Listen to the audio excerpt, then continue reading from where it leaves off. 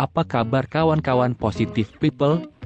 Semoga hari-hari kawan positif berjalan sesuai dengan yang direncanakan. Pada kali ini, kami akan sharing 3 pelajaran yang kami dapat dari buku bestseller yang berjudul Blink karya Malcolm Gladwell. Namun sebelum kita bahas satu persatu 3 pelajaran tersebut, silahkan subscribe terlebih dahulu channel ini. Karena setiap Rabu dan Sabtu kami akan membagikan 3 pelajaran yang kami dapat dari sebuah buku. Mari kita mulai. Pelajaran pertama. Ketidaksadaran Anda adalah penyaring informasi tercepat di dunia. Ada aturan yang mengatakan Anda hanya boleh membuat keputusan ketika Anda memiliki setidaknya 40% dari informasi yang relevan. Tetapi jangan pernah menunggu sampai Anda memiliki lebih dari 70%. Hal ini disebut aturan 40-70, dan itu menggambarkan hubungan ideal antara waktu dan informasi. Memastikan Anda bertindak cepat, tetapi tidak tanpa informasi, tanpa menunggu sampai membuat keputusan akhirnya menjadi diperdebatkan. Yang lucu adalah bahwa dalam kebanyakan situasi, berfokus pada sangat sedikit, tetapi fakta yang sangat penting, sementara memblokir semua yang lain, sudah cukup untuk melakukannya. Misalnya ketika memutuskan untuk pindah ke apartemen A atau apartemen B, mengetahui lokasi, harga, dan memiliki beberapa gambar biasanya yang Anda butuhkan. Setelah Anda menganalisis setiap detail secara berlebihan, seperti di mana colokan listrik ditempatkan dengan lebih nyaman.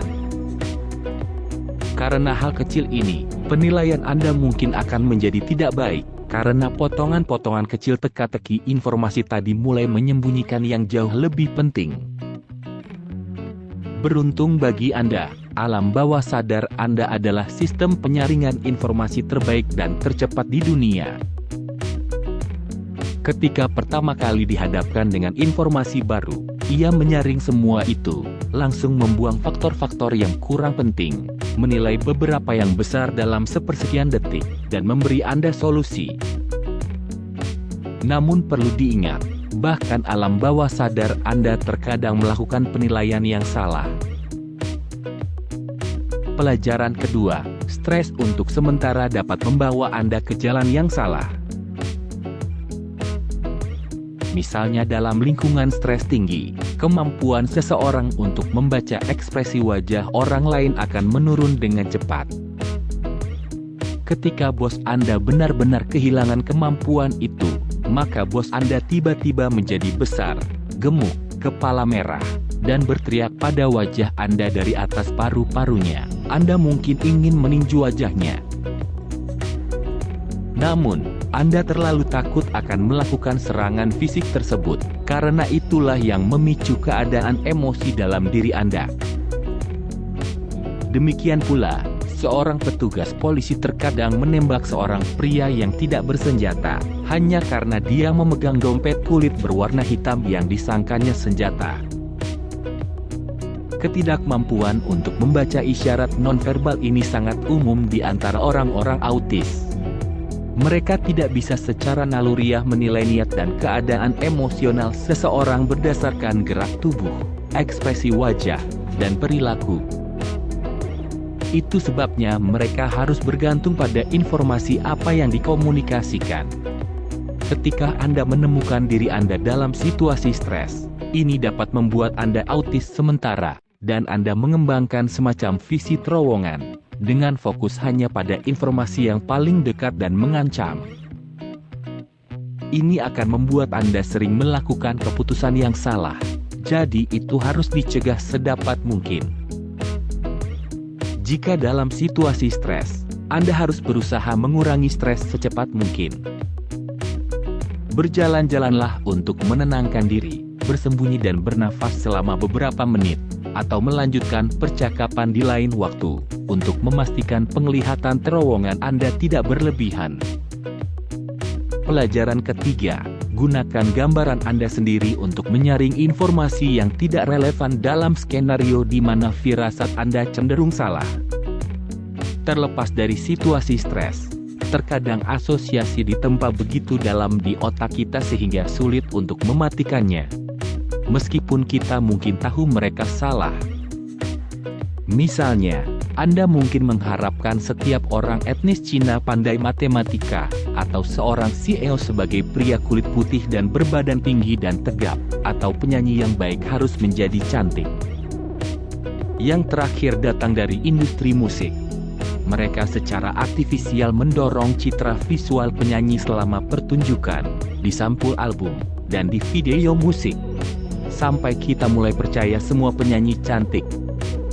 Tapi jika Anda seorang agen untuk label rekaman, itu masalah.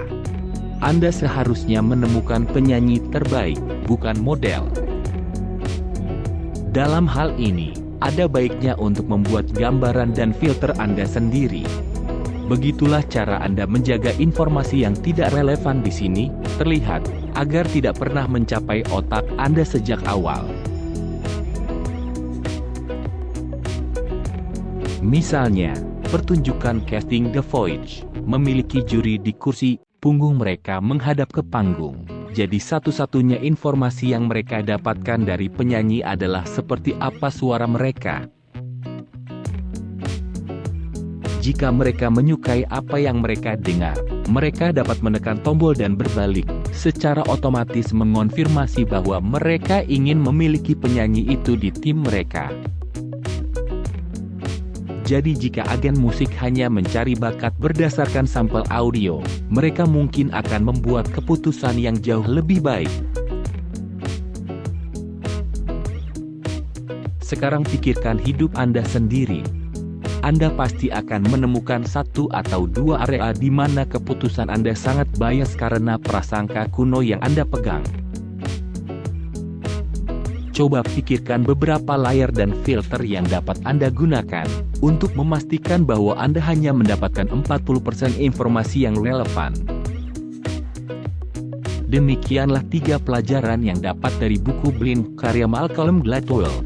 Jika menurut kawan video ini berguna, silakan di-sharing dan berikan tanda like Anda. Sebelum kita akhiri, bagi Anda yang belum subscribe channel ini, silahkan subscribe terlebih dahulu. Terima kasih telah menonton video ini. Sampai jumpa di video kami selanjutnya.